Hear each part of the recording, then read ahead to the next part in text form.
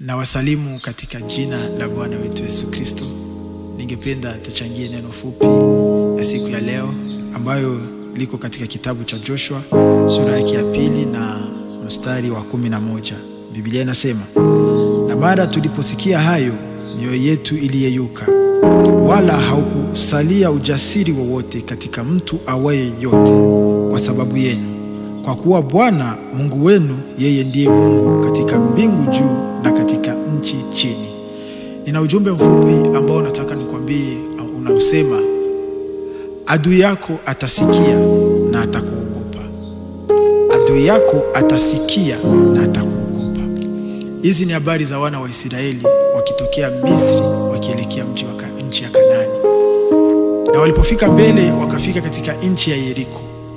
Na hii nchi ilikuwa ni nchi ambayo imejijenga kwa kuzuia wana wa Israeli wasiendelee.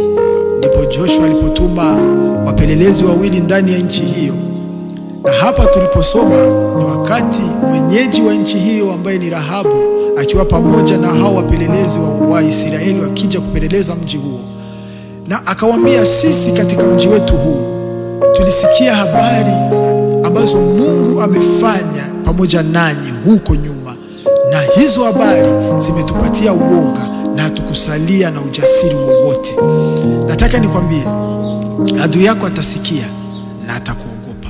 Atasikia nini? Adui yako atasikia kile ambacho Mungu atafanya kwako. Adui yako atasikia matendo ya Mungu ambayo atayafanya kwako, na hicho kitampa hofu. Atakuogopa na atamuogopa Mungu wako. Aliyesema hautazaa, wakati Mungu atakupa mtoto, adui yako atasikia na atakuogopa na atamuogopa Mungu wako.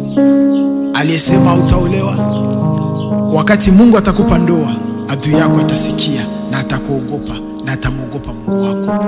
Aliyesema magonjwa unayo hayatapona, ndio mwisho wako, wakati Mungu atakapokuponya, atasikia na atakuogopa. Mheshimu Mungu, jibane kwa Mungu. Tembea na Mungu vizuri. Kuna kitu ambacho Mungu atafanya kwa maisha yako. Kitawaogopesha hao waliokusimamia. Kitawaogopesha hao ambao wamesimama kukuzuia usiendelee. Watasikia na watakuogopa. Utapita, watasema huyu ni tishio. Kwa kuwa kuna kitu ambacho Mungu atafanya kwa maisha yako. Mpende Mungu na Mungu akubariki. Amen.